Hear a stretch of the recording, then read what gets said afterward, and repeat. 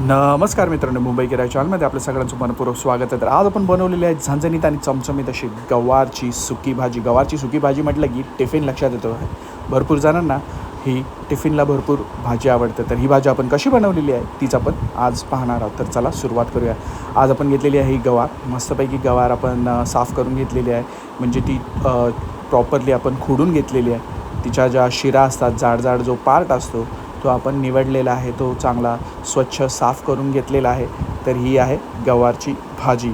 तर मस्तपैकी ही गवारची भाजी आपण फक्त परतून काढणार आहोत आणि झणझणीत अशी गवारची भाजी आपल्याला खायला आपण करणार आहोत. तर चला सुरुवात झालेली आहे.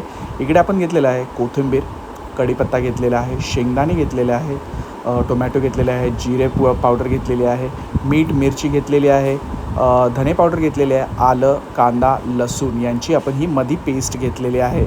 आणि इकडे 2 ते 3 चमचे तेलामध्ये आपण कढीपत्ता ॲड केलेला आहे आणि ही जिरे पावडर टाकलेली आहे.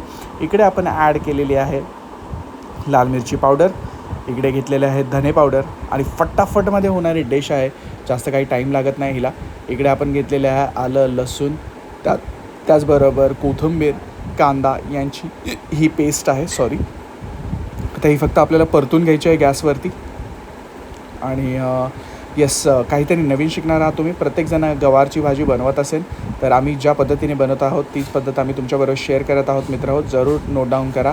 इकडे घेतलेली आहे आपण हळद. भरपूर सुंदर लागते ही टेस्टला गवारची भाजी म्हटलं तर. आता हा मसाला आपल्याला चांगला परतून घ्यायचा आहे.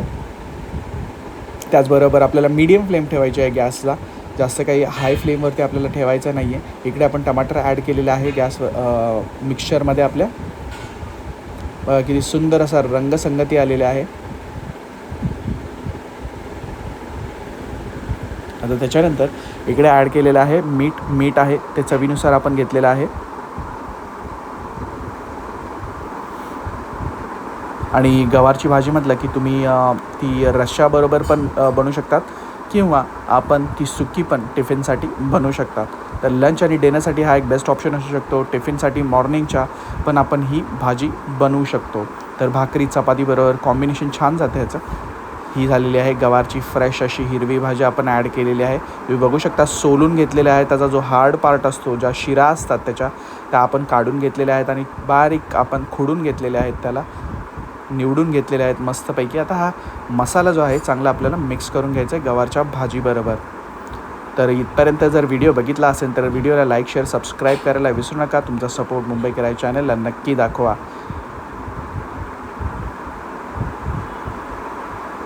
तर आता थोडंसंच आपल्याला पाणी ॲड करायचं आहे. तर ही 5 मिनटानंतरचं दृश्य आहे, जेव्हा गवारच्या शेंगा चांगल्या मस्त बॉईल झाल्यावरती इकडे आईने ॲड केलेला आहे शेंगदाण्याचा कूट हा जो आपण ॲड केलेला होता तो फक्त तुमच्याजवळ असेल तेव्हा तुम्ही टाकू शकतात, अदरवाईज तुम्ही नॉर्मलीही बनवू शकतात. इकडे मस्तपैकी सर्व करून झालेली आहे आपली भाजी. बघा किती सुंदर कलर आलेला आहे.